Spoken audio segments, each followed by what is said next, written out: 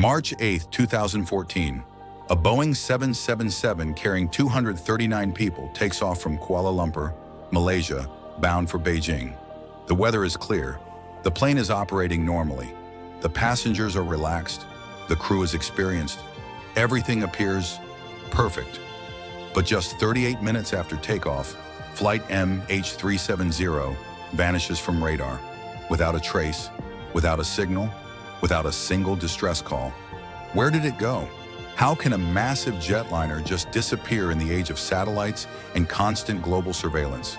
Today, we dive into one of the greatest aviation mysteries in modern history, the disappearance of Malaysia Airlines Flight MH370.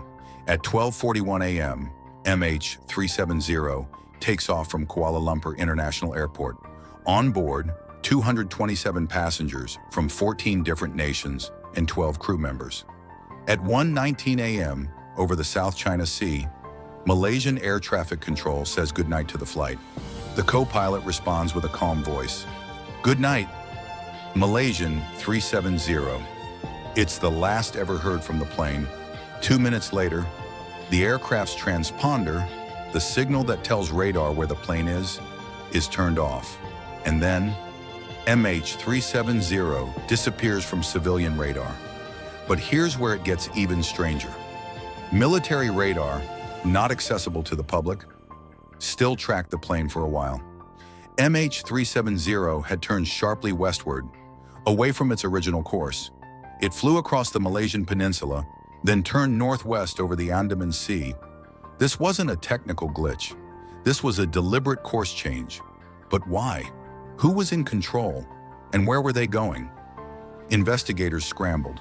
Within days, an international effort launched one of the most complex and expensive search operations in aviation history. At first, search teams focused on the South China Sea, where the plane lost contact. But new data shifted everything. A British satellite company, Inmarsat, provided breakthrough data. Even though MH370's communication system was shut off, the plane continued to handshake with satellites. Automatic signals sent every hour. These pings didn't give exact coordinates, but they revealed two possible arcs, one stretching north toward Central Asia, the other deep into the Indian Ocean. After weeks of analysis, investigators concluded that MH370 had flown for more than 6 hours after disappearing and crashed somewhere in the remote southern Indian Ocean. But here's the chilling part. Not a single distress signal, not a single phone call, nothing. Only a ghost flight, flying silently over vast oceans. Search vessels, submarines, aircraft from 26 countries joined the hunt. Sonar equipment mapped the seafloor. Deep-sea drones scanned for wreckage. They covered over 120,000 square kilometers of ocean. Nothing. Years passed. Billions of dollars were spent. But the ocean kept its secrets. Then in 2015, over a year later, something surfaced. On a remote beach on Reunion Island in the Indian Ocean, a barnacle-encrusted airplane wing piece washes ashore. It's identified as a flaperon from a Boeing 777, and the serial number? Confirmed. It came from MH370. More debris followed, found on beaches in Mozambique, Madagascar, and Tanzania. Each piece confirmed it belonged to the missing plane, but no bodies, no fuselage, no black boxes. The plane was real. The crash happened, but the full wreckage was still missing. As the years passed, theories multiplied. Some grounded in evidence, others not. Was it a hijacking?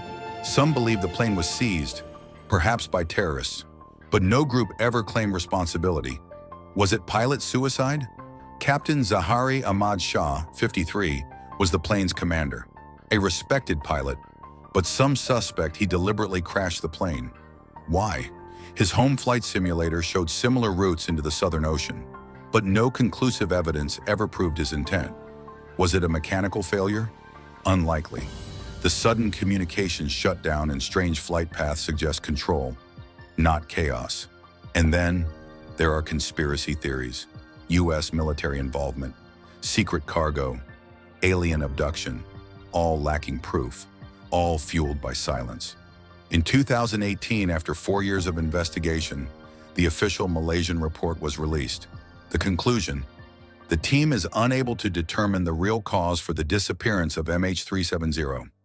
It acknowledged that human intervention was likely, that the plane was manually turned around. But the rest? Still a mystery. For the families of the 239 souls on board, the pain is endless.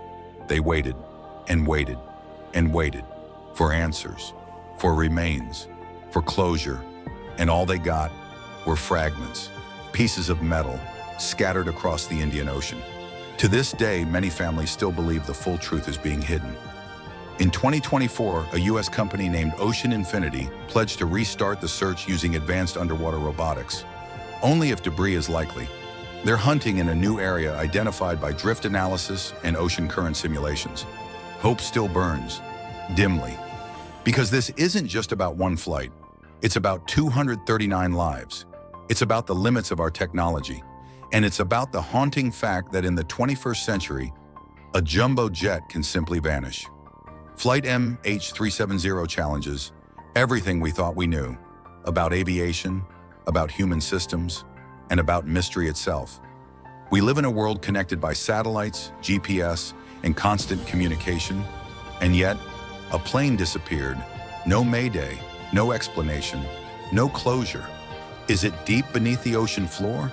Was it intentional? Will we ever find the black boxes or the truth?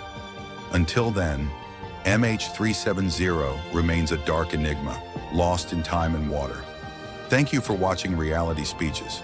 If you found this story as mysterious and chilling as we did, subscribe, like, and comment below with your thoughts. What do you think happened to MH370? Until next time, stay curious and keep questioning.